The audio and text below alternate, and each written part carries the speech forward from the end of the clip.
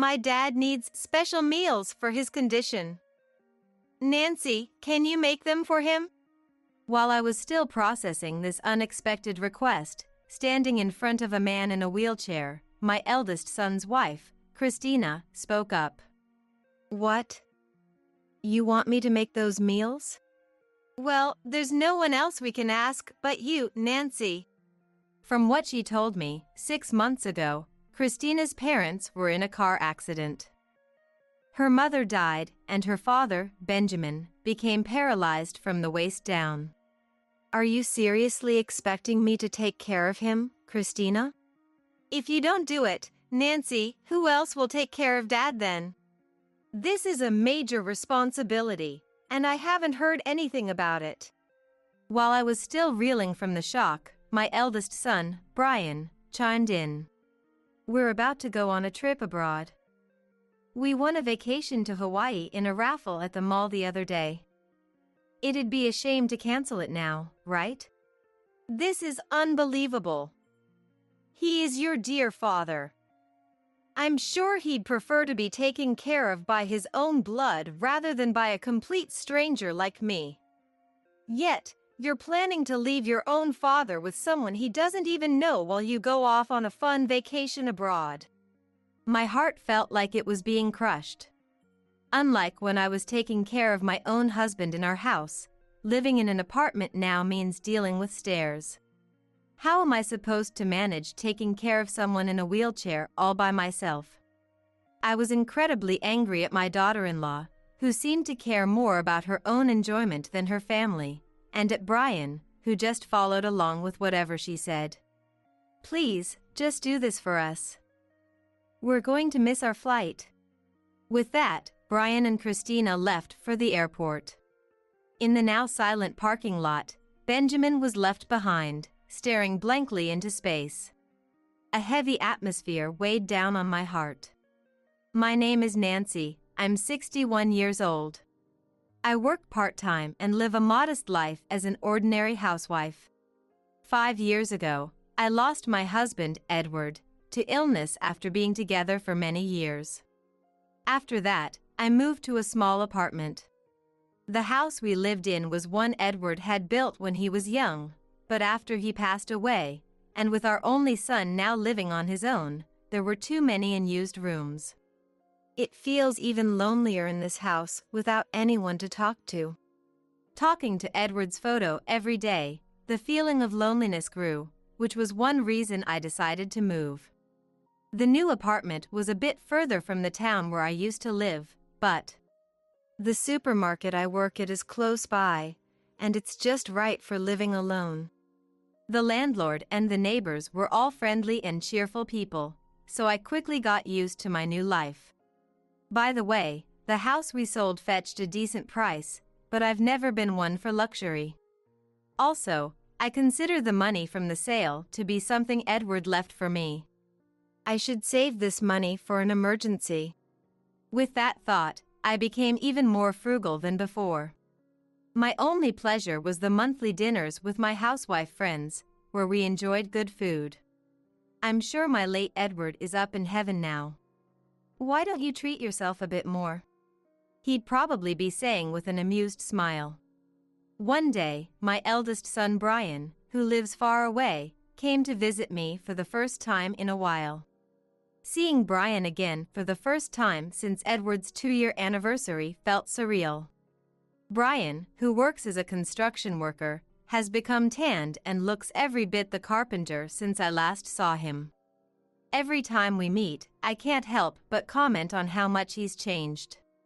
Again with that? I'm 33 now. I'm in charge of the younger guys at the site. You need to realize I've grown up. He would respond, somewhat embarrassed. To me, you'll always be my child. Aren't you lonely living here all by yourself? Brian, perhaps to cover his own embarrassment, suddenly changed the subject. I'm not exactly in a position to live luxuriously, but as a son, I worry about my elderly mom living alone. The Brian I once thought of as a child now showed concern for me. While feeling proud of him. Thanks, but I still feel young. I'm not old enough to need to rely on someone as inexperienced as you. I tried to show some bravado. Well, if you're doing fine, I guess it's not my place to interfere. He fell silent for a while, then after a moment to collect his thoughts. The truth is, I'm thinking of getting married soon. He looked me straight in the eye, speaking with a formal tone. Really? Congratulations!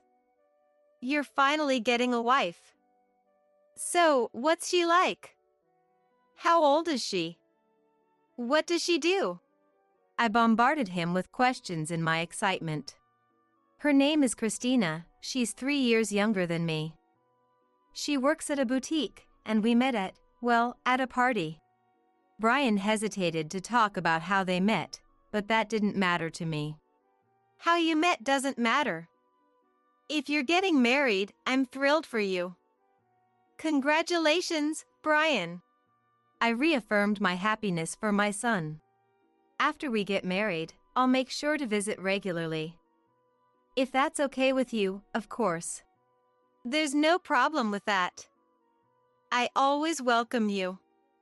But won't Christina mind if I'm too involved?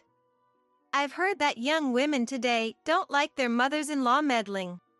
I don't think Christina would mind. She's kind-hearted, has a lovely smile, and I'm sure you'll like her. That's wonderful. I'm looking forward to meeting her. And if you two have children, you better show me my grandchild soon. That's probably why mothers-in-law get a bad reputation. Let's not get ahead of ourselves. For now, I just want to enjoy my life with her. You're right. I'm sorry. A week later, Brian brought his fiancée Christina to meet me. Nice to meet you, Nancy. I'm Christina. Well, what a lovely smile you have. Nice to meet you too. I knew she was 30, but she looked even younger and was as charming as Brian had said. Brian is really lucky to have found her. I thought to myself, just as, is this family home an apartment? Not a house? Christina furrowed her brow and questioned Brian. I told you before, didn't I? Mom sold the house and moved. Brian whispered to her, trying to keep me from hearing. Pretending I hadn't heard. It's a small place, but come in and have some tea. I welcomed them. Christina peered into my room from the entrance. This is unbelievable. I could never be friends with someone living in such an old apartment. And exclaimed loudly, Hey, Christina. Brian tried to stop her, but it seemed she didn't hear him. We're getting married, Brian. There's no need to greet a complete stranger, especially not the mother-in-law. I turned off the stove, the water no longer boiling. Yes, that's right, just a complete stranger. The joyous feeling I had vanished, replaced by a dark cloud. All right, Brian, now that we've greeted Nancy, let's go. I have some shopping to do. Christina quickly descended the stairs to the parking lot. Is she really the right person for you? I asked Brian, my voice filled with concern. She has her good sides too. Brian defended Christina and then left with her. A month passed without any word from Brian. Hey Brian. I know you're busy, but what about the wedding plans? I finally decided to call my son. Brian sighed deeply, sounding burdened. Christina has her own schedule. When the wedding plans are finalized, I'll let you know. He answered apologetically. Is that so? I don't mind the timing. But we need to inform the relatives, so you should tell me the details soon. I know. Don't get mad. I'm hanging up now. Hello? Brian raised his voice slightly. I'm not mad. I just want to know the details of the wedding. Brian laughed. Sorry. It's not about you. Just something else. Seriously, how long are you going to be on the phone? I heard Christina's annoyed voice in the background. Christina is there? Could you put her on? I've only met her once. Ouch. All right, I'm hanging up. Sorry, Mom, we have something urgent now. I'll call you later. Brian hung up abruptly without waiting for my response. Is she already controlling him before the marriage? I wondered to myself. If they're happy, I should stay out of it. I tried to convince myself. But another month went by without any contact from Brian. Hey Mom, it's been a while. Glad to see you're doing well. Brian showed up at my apartment unexpectedly. Are you two really doing okay? Brian looked apologetic. We actually already had the wedding. I was stunned. What?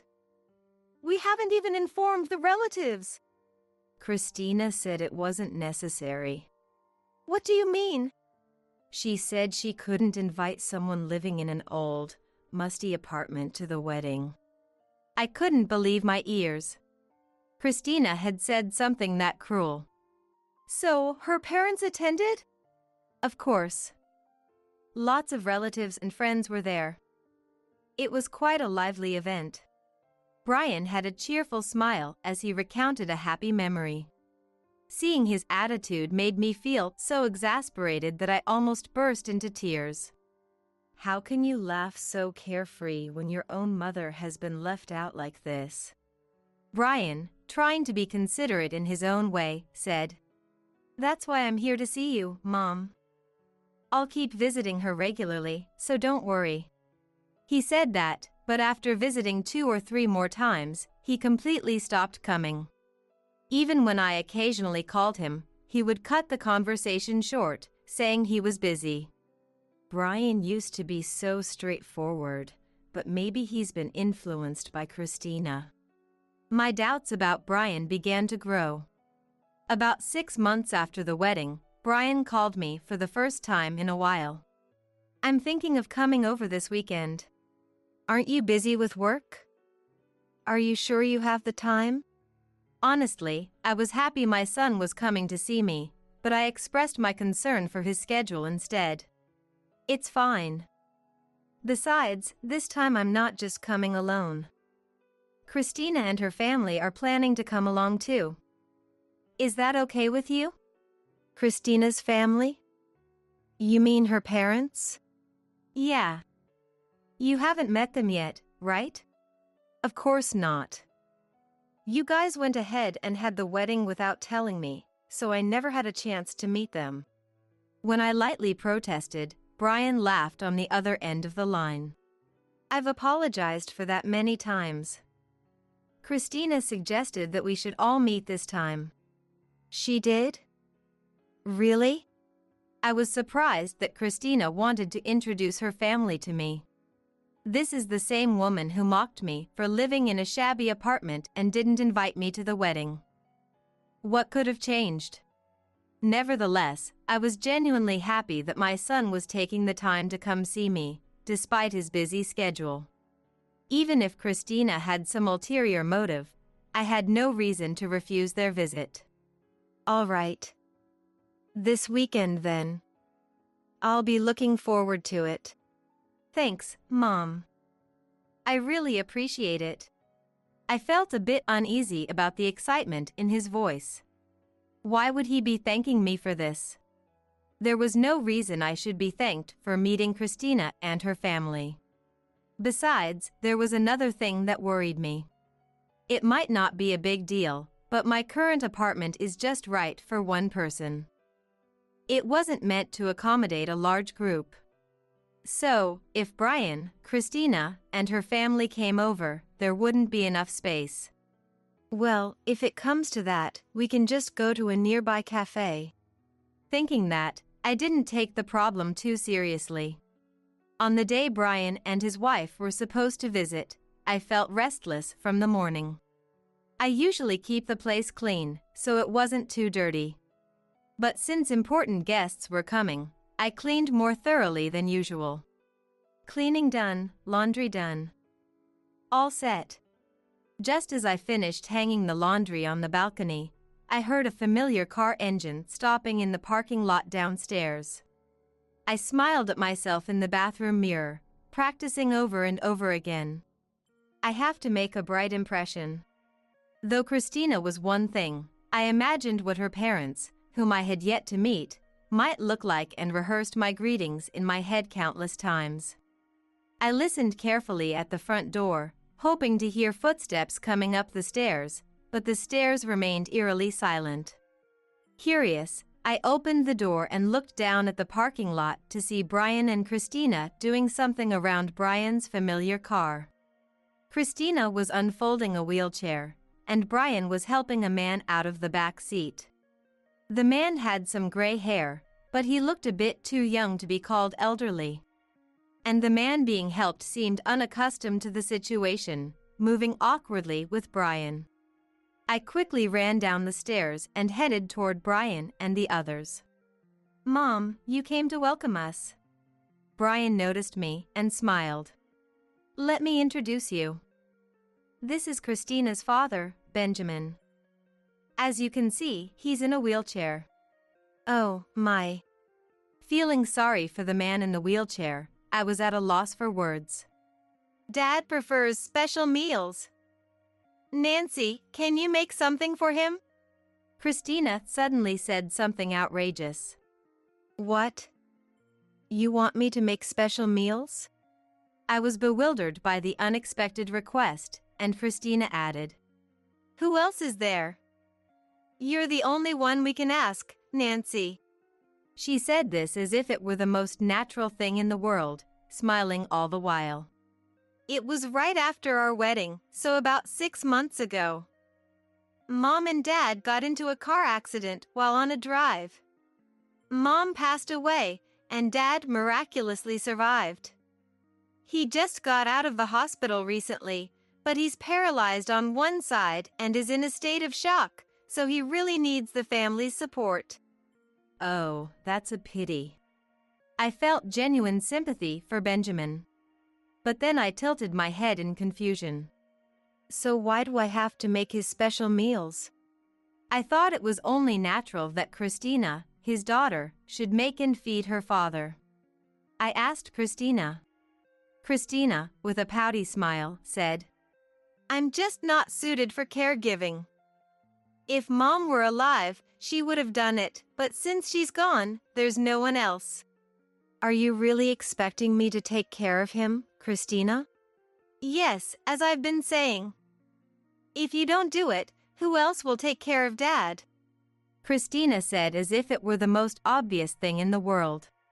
"I haven't heard anything about this." I was stunned by the sudden turn of events. "But we talked about it on the phone, remember? Bringing Christina's family over. You promised you'd take care of her dad." Brian looked at me, surprised. "I don't remember making any such promise." "Really? Well, anyway, that's the plan now. So I'll be counting on you to take care of Edward for a while." "Thanks." Brian gave a slight bow. "It's not like I can just accept this so easily."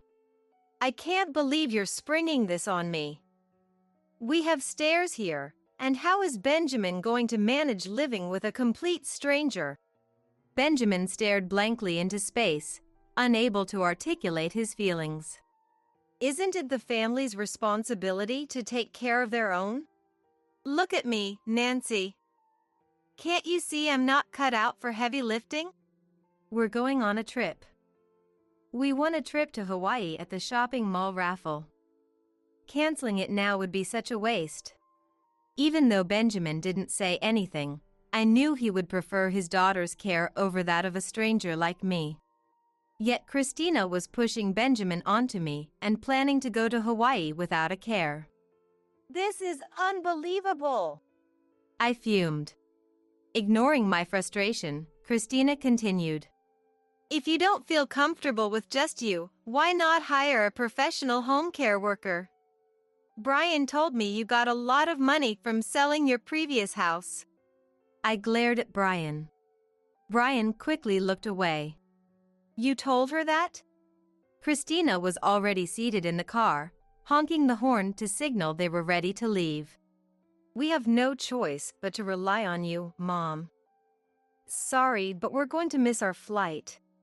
With that, he got into the driver's seat, started the car, and drove off before I could stop them. Benjamin stood there silently in the deserted parking lot, staring into the void. Nancy, what's going on? Helen, the landlord, had come out to see what the commotion was about. I was at my wit's end and explained the situation to her. Helen shook her head. That is ridiculous. There are stairs here, and it's hard for one woman to handle caregiving alone. But we can't just leave him out here. We need to get him to his room at least. Honey, is Matthew around? Helen, grasping the situation, called out for Matthew, who lived in the same apartment complex. Matthew, a 47-year-old man, worked for an equipment company during the week. He had a strong build from playing rugby in college. I'm so sorry to bother you on your day off. I apologized, bowing my head slightly. No problem. We help each other out in times of need. Matthew easily lifted Benjamin onto his back, while I folded the wheelchair and carried it to my apartment. We got him to the room, but the question is what to do next. Helen sighed deeply, feeling the weight of the situation as if it were her own problem. I'll help as much as I can whenever I have the time. She offered. I can help on my days off too. I'm strong, so feel free to rely on me. Matthew said with a big smile. Nancy, you always share your stew with me. I've been looking for a chance to return the favor. The heavy atmosphere lifted slightly, bringing me a sense of peace. Just then, Brian called. Oh, I forgot to mention, could you also take care of our 2 dogs? They need to be walked twice a day, morning and evening, and fed. The food and leashes are in our shed. Thanks. Brian said casually, as if it were just a side note while shopping. Hold on a second. You're not suggesting the dog sitting is going to be at your place, right? What are you talking about? Of course, it's going to be at our house. It might be a bit far, but please take care of it. Bye. He hung up before I could respond, cutting off the conversation just after delivering his demands. Brian and his wife's house is a 2-hour drive from here. Without a car, I have no choice but to use public transportation, transferring between trains and buses. Plus, I have to take care of Benjamin as well. If I have to do this commute every day until Brian and his wife return, it will be a huge expense. I felt the weight of the situation pressing down on me again. While Nancy takes care of the dogs, I'll take care of Benjamin. I have experience taking care of my late husband. Helen kindly suggested. That's not necessary. I've had enough. Those 2 need to make amends for their mistakes. I resolved to get back at my son and his wife and discussed my plan with Helen and Matthew. Both Helen and Matthew agreed with my idea. You're right. This is too much for you to handle alone. Exactly. They need to learn a lesson. They both supported my decision wholeheartedly. Benjamin, in a room with no familiar faces, was biting his lower lip, probably feeling lonely. As Benjamin stared intently at me, I had a sense he wanted to convey something. Benjamin, do you have something you want to tell me? Benjamin gripped my hand tightly. Thanks to his rehabilitation, his grip was stronger than I had expected. Bringing his face close to my ear, he said haltingly but clearly, Give them a good scolding. Seeing the determined look in his eyes, I nodded. Please leave it to me. With his strong will confirmed, my resolve became unshakable. But even though I wanted to get back at them, I couldn't just abandon him. Doing that would make me no better than Brian and his wife, who left for their trip. Instead, I decided to use legitimate means to shock and unsettle them.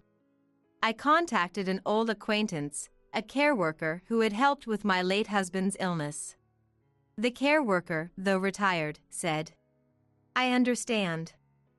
So, you want us to take care of Benjamin at the care facility until your son returns from his trip?"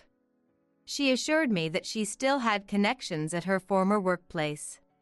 "You're the only one I can rely on. I'll pay all the expenses up front." Within an hour of our conversation, a transport bus from the care facility arrived. "Please take care of Benjamin. Leave it to us." The strong staff easily lifted Benjamin onto the bus, taking him to the care facility. Benjamin's problem is solved. Now for the next step. I felt a weight lift from my shoulders and immediately moved on to the next part of my plan. I called the animal welfare organization Matthew had found. A couple I know left 2 dogs behind while they went on an overseas trip. "Can you please take them in?" "Of course. There have certainly been some terrible pet owners out there." And so, both dogs were safely taken in by an animal welfare organization. "But aren't you worried that your sons might complain about this later?" Despite Helen's concern, I replied, "I'm planning to move out and return to my hometown. I don't have any relatives left there, but I never want to see my son and his wife again."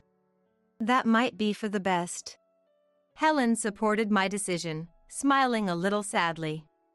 A few days later, I paid Helen the penalty fee. "Once I'm settled over there, I'll send you some local specialties. If anything comes up, I'll give you a call." Helen saw me off with a smile. Later, after I'd settled into living alone in my hometown, Helen called me. She detailed what happened after Brian and Christina returned from their trip. When the two arrived at the apartment I had lived in. "Mom, open up. It's me, your son. Dad's here too, right? Are you taking good care of the dogs?"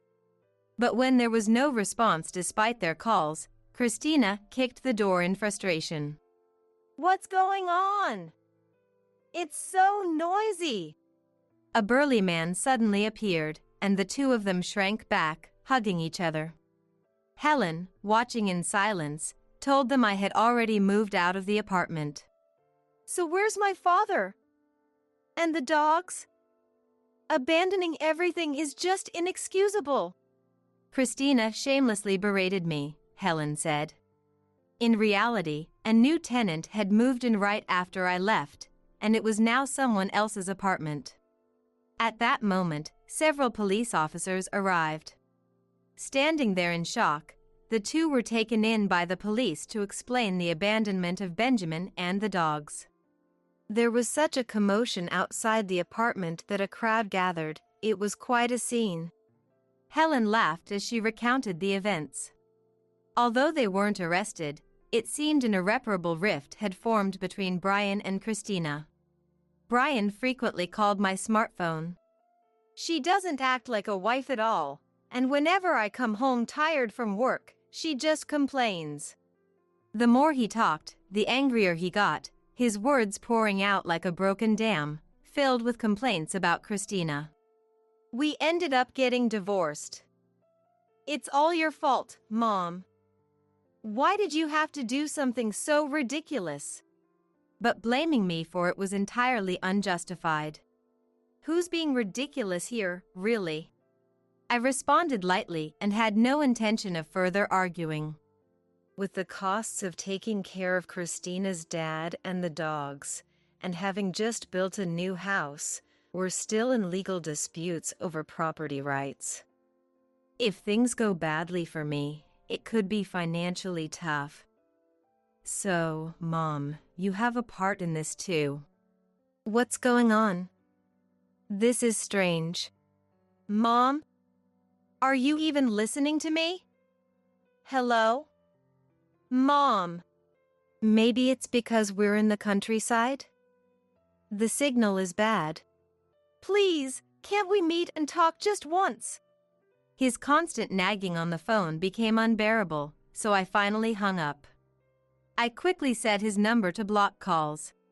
Then, placing my hands together in front of my late husband's photo. The tomatoes are starting to ripen. I'll be heading to the garden today. I'm currently enjoying a peaceful life, funded by the sale of my house. Your cooking makes me want to vomit. Flora, my son's wife, whispered this only for me to hear, but I ignored it.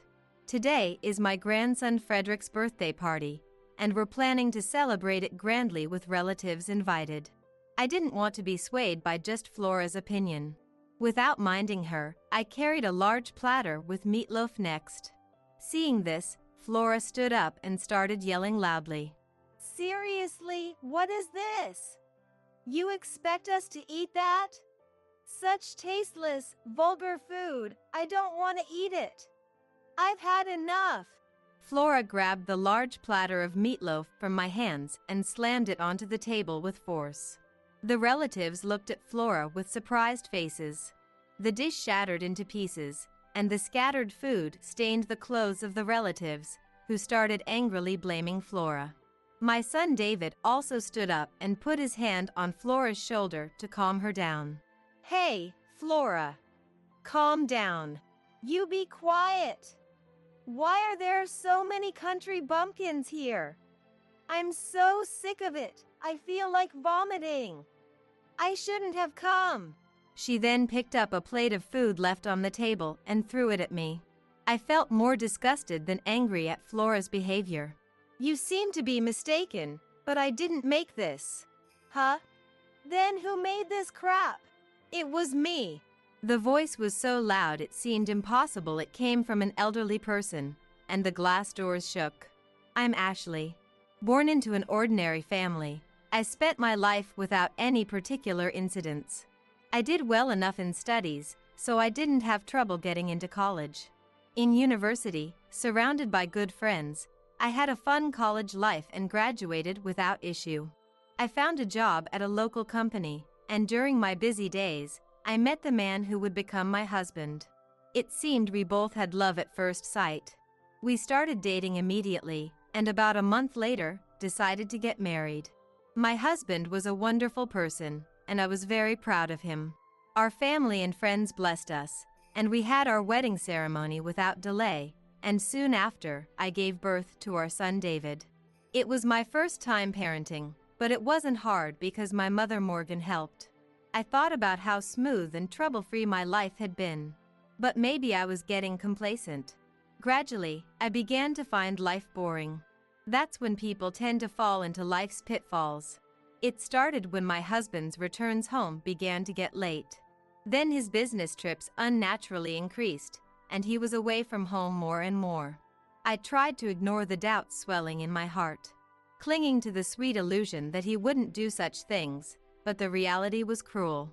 I found out he was having affairs with several women. When one of their husbands came to confront him at our home. At first, my husband didn't admit his guilt, but as evidence piled up, he cried like a child. Eventually, we divorced, and I became a single mother, raising David. At that moment, I felt as if my life had ended. I had lived without hardships, never stumbling, so I had no strength to resist. Because I was complacent, I couldn't even consult with friends. I desperately wanted help, but weird pride got in the way. However, parents are there to help in such times. My mother didn't blame or comfort me. She just said, "Ashley, you have me and your friends. But David only has you." Over the phone. With those words, I resolved to raise David properly. To do that, I decided to throw away all my silly pride, rely on others, and raise David with the help of many people. My son never had serious injuries or illnesses, and his grades were excellent. He went on to high school, the local university, and graduated safely. He got a job in a local company, moved out, and became independent. When I looked around David's empty room, I couldn't help but cry. There was loneliness, but more than that, a sense of accomplishment. But there was one thing I worried about for David. Like me, He had never faced any major failures. If he encountered a significant setback in life, could he endure it? That was my only concern, but I was prepared to support David when the time came. After David became independent, I terminated the house lease and decided to return to my parents' house. It was too big for one person and felt lonely, and with my father passed away, I was worried about my elderly mother being alone. But returning home, I realized my worries were unnecessary. My mother was as energetic as ever, bustling around. Ashley, if you're bored, get moving. Make some money. All right, I got it. In this way, it feels more like I'm the one being taken care of by my mother. Still, she seemed happy I came back, and when there was no work, we'd spend time together, reminiscing about the old days. A short while after David became independent, he called me. Mom, it's been a while. How are ya? I'm fine, thanks. What's up all of a sudden? Is something wrong? Since David had lived at home and rarely stayed out, having a phone conversation felt somewhat fresh. I was thinking of spending my summer vacation at home. Oh, that's wonderful to hear. Though, don't expect any special treatment. Despite saying that, I was really happy inside. I wanted to ask about his job and how his social relationships were going. Then, I'll call you again when I'm coming back. Sure, I'll be looking forward to it. Be careful on your way here. After hanging up, I immediately started planning in my head. The room over there should be fine, but it needs to be cleaned up. And I need to think about what to cook too. As I was talking to myself, my mother approached me. David's coming back? We'll need to prepare quite a bit then. My mother seemed motivated knowing her grandson was coming.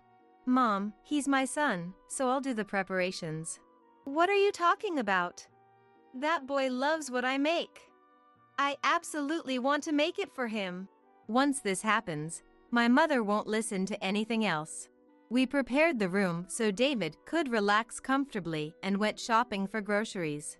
Having something to look forward to is a good thing. It makes the heart light, and somehow, the scenery around seems brighter.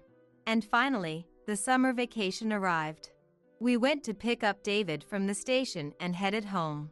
Seeing David after a long time, he had matured, turning into a full-fledged man. My mother was waiting eagerly at home. We rejoiced at our reunion.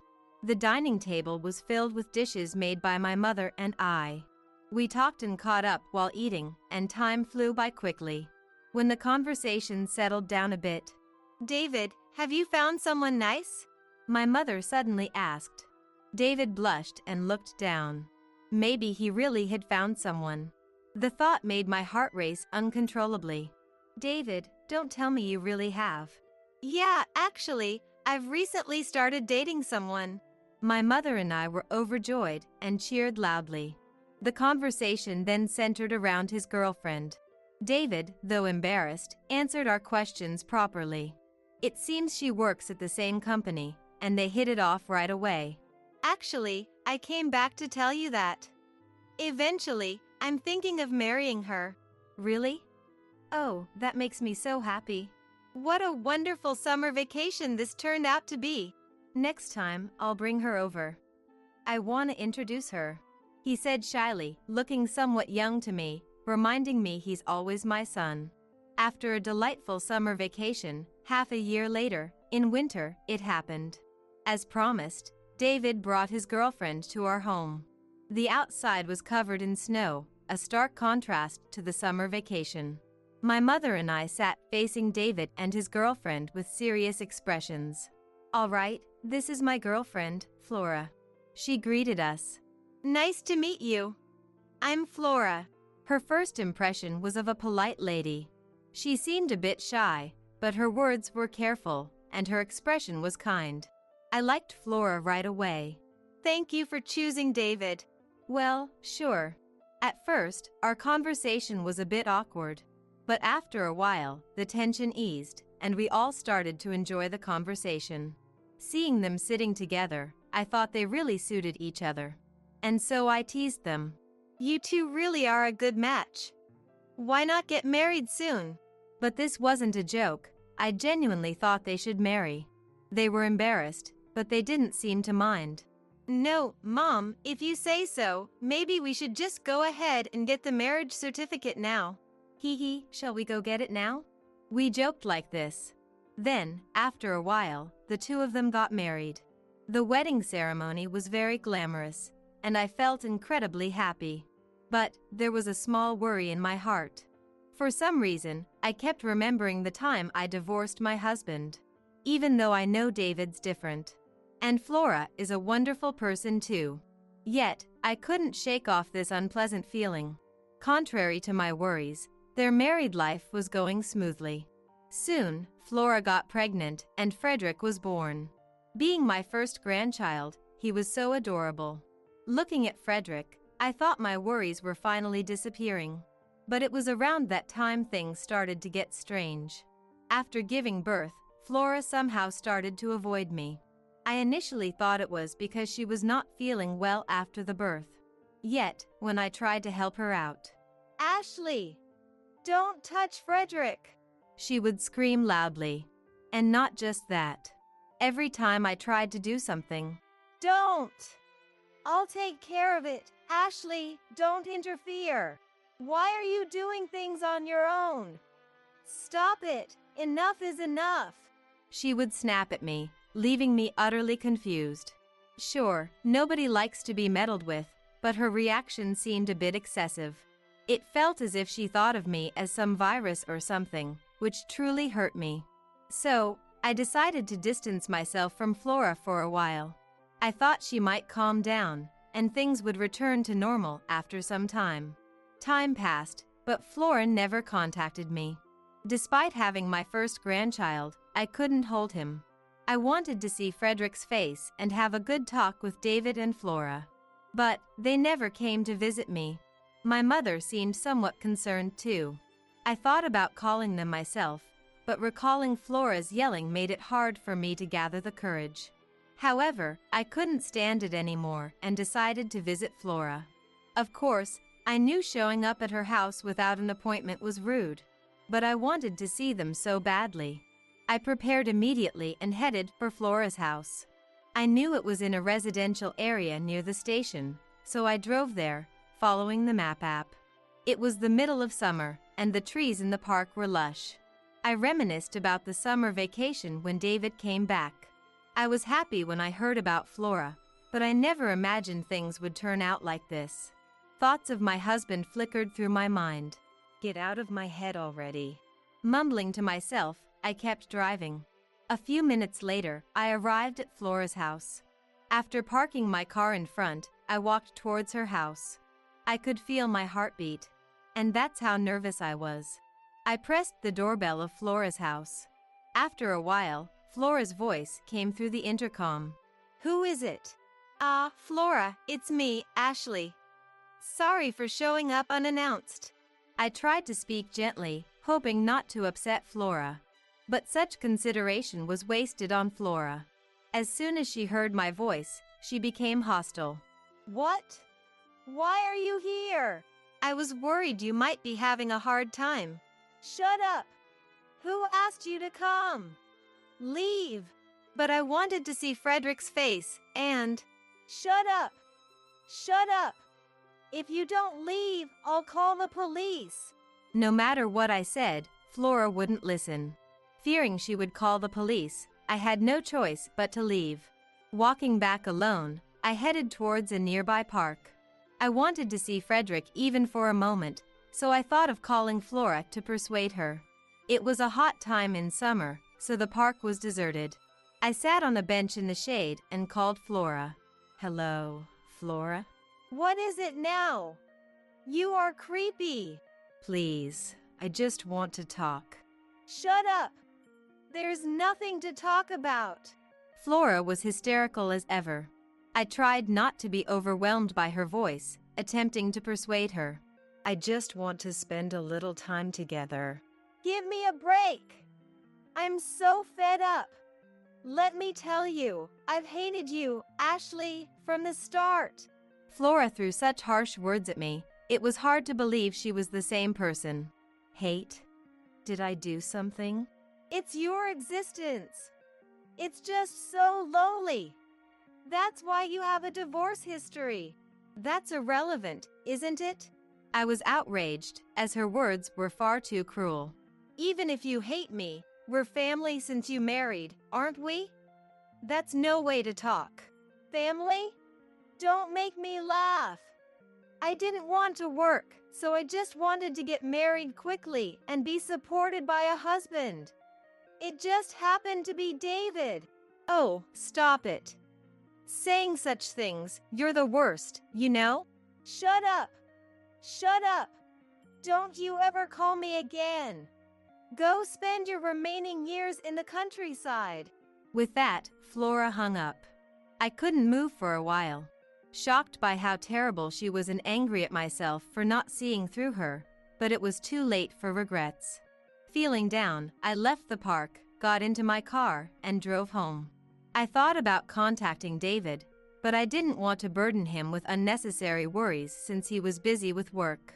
I asked my mother to listen to my complaints. However, I vented to my mother. Time will change things. We just have to trust the person David chose, my mother said reassuringly. So, I decided to be patient. Time passed, and Frederick was about to turn 3. I called David. David? It's been a while. Mom, sorry I haven't been in touch. I've been really busy. It's okay. But I want to see Frederick too, and next month is his birthday, right? I'd love to celebrate it at our house. Frederick would love that. Let me see if I can arrange some time off. David was unaware of what had happened between me and Flora. So, he readily agreed to my suggestion. I could hear David and Flora talking in the background over the phone. She seemed reluctant to see me. But after some persuasion from David, it sounded like she agreed. Flora's okay with it. So, we'll come over next month. Great. I'm so happy. Can we invite the relatives too? Make it a big celebration? Of course. Sorry to trouble you. No trouble at all. I'll be looking forward to it. I was thrilled to finally see David and his family, so I immediately shared the news with my mother. So, they're coming back? Then I'll have to cook up a storm, my mother said, eager to get started. I enthusiastically contacted relatives to invite them to Frederick's birthday party. Time flew, and soon it was the day of the party. It was spring, and colorful flowers bloomed around our house. As relatives arrived, David's family did too. Frederick, now 3, walked in on his own. Frederick, nice to meet you. I'm your grandmother.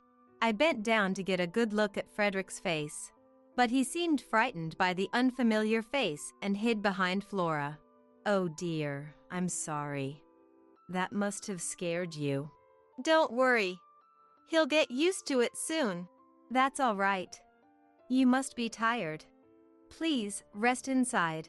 David and his family headed to the entrance. All the relatives were smiling. Only Flora was glaring at me. It seemed our silent conflict was ongoing, but I tried not to mind, especially since Frederick was so adorable. The living room had a large table set up for the gathering of relatives. I brought out the dishes my mother and I had prepared. Man, it's been a while since I've had Grandma and your cooking. I'm gonna eat a lot. Frederick looked curiously at the food, but Flora frowned and looked down. As I approached, she whispered so only I could hear. Just the thought of eating something you made makes me want to vomit. I was a bit angry, but chose to ignore her. I didn't want to be swayed by just Flora's opinion.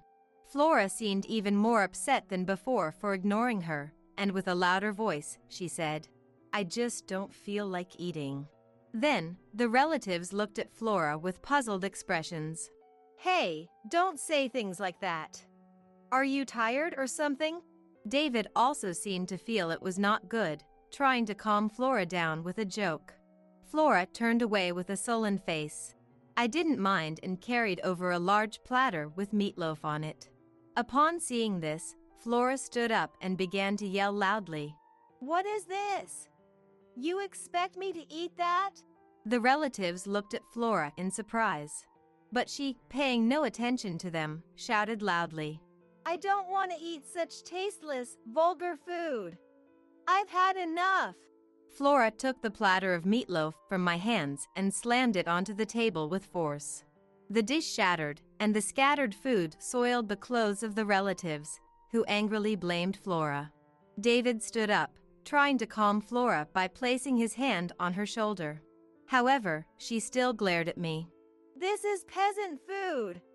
It's not fit for humans to eat. It's fish feed. Hey, Flora. Calm down. You be quiet. Why are there so many country bumpkins here anyway? I'm so sick of it. I wish I hadn't come. She grabbed a plate of food left on the table and threw it at me. Her behavior was far from sane.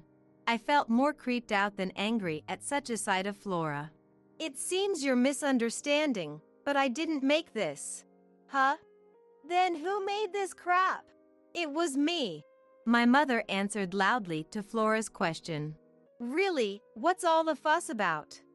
Ruining a perfectly good meal. Are you even a parent, Flora? My mother's voice was so loud, it seemed impossible for someone of advanced age, making the glass doors tremble. However, Flora was unyielding. I don't care who made it. Don't serve such vulgar food. What kind of harassment is this? Listen, this meatloaf is David's favorite. Your behavior is far more rude. Shut up. The vulgar ones are you guys. Ignorant country bumpkins. Frederick finally reached his limit of tolerance and burst into tears. David hurriedly took Frederick to another room. Yet, Flora didn't care at all. She continued to spout her incomprehensible theories to the relatives. I was truly furious with Flora. Everyone had adjusted their schedules for today, and buying the ingredients cost a significant amount of money. And preparing the meal was also a lot of work. I couldn't forgive Flora for ignoring all these efforts. I slapped Flora hard in earnest. The sound echoed in the room, and Flora, holding her cheek, stared at me in shock. Then my mother shouted, I will not accept you as my granddaughter-in-law. The relatives around probably felt the same, all staring silently at Flora. But Flora became even more hysterical, beyond help. Her eyes bloodshot, spitting saliva, she no longer listened to anyone's voice. Then David ran back, grabbed Flora by the shoulders, and shook her. Enough! If you hate it here so much, leave right now. David must have been thoroughly fed up with Flora's hysteria. Even Flora, regaining her senses, stormed out of the house, got into her car, and drove away with a burst of speed. Afterward, the chaos ensued. We had to clean up the scattered food on the floor. But the angry relatives were still causing a commotion. The birthday party turned into a chaotic situation. However, it was my mother's words that broke the chaos. Everyone, be quiet. If you have time to talk, help clean up. Realizing this, everyone quietly began to clean. Luckily, the damage to the food was minimal, and there was still plenty left, including another platter of meatloaf. Frederick had stopped crying, so he rejoined everyone. Before we started the birthday party again, I deeply apologized to the relatives. I'm truly sorry, everyone. I apologize for the trouble caused, despite you all gathering here. David also apologized deeply next to me. Please let me apologize as well. I'm sorry for the rude remarks Flora made. However, no one blamed us. Instead, they praised us for speaking up. I'm really grateful to all the relatives. With our apologies, the matter with Flora was put to rest, and we all enjoyed the meal and chatted happily. Frederick ate his meatloaf with relish, making my mother very pleased. The relatives doted on Frederick, calling his name affectionately. Despite the difficulties, the birthday party ended smoothly, and everyone dispersed. We saw off each relative one by one until only 4 of us were left in the house. There's still cleaning up to do, right? Let me help. It's okay. You must be worried about Flora. Why don't you head back? Upon hearing Flora's name, David sighed deeply. Actually, I've been troubled by Flora's behavior for a while now. I thought she was just tired being postpartum, but it never improved. David gazed at Frederick playing with my mother. After pondering for a while, he finally spoke up. After this incident, I've made a decision. I need to reevaluate my relationship with Flora. I might even consider divorce. I wasn't surprised at all. In fact, it seemed inevitable to me. It can't be helped. I thought I was living a smooth life, and then I got divorced. These things happen in life. Thinking back on my past made me a bit sad. I worried that because I had divorced, David might end up doing the same. Well, that's true. But what worries me is Frederick. The custody will probably go to Flora. There's no use worrying about that. What will be, will be. David and I looked at each other and smiled. Somehow, an unfounded confidence that everything would work out filled our hearts. Within a month, David and Flora had divorced. I was worried about the custody, but Flora said, "I don't want him. He'll just get in the way of me remarrying," and easily gave up her parental rights. She left David's house and disappeared somewhere. So, her whereabouts are unknown. I decided to move in with David to support him, as he was busy with work. David might remarry someday, but he thought it was better to focus on work for now. My mother stayed at the family home due to old age. However, we make sure to visit the family home several times a year. She looks forward to these visits and seems to be keeping busy. Frederick was lonely for a while after Flora left. But he quickly got used to me, and now he seems very happy. Despite everything, we're living very happy days now.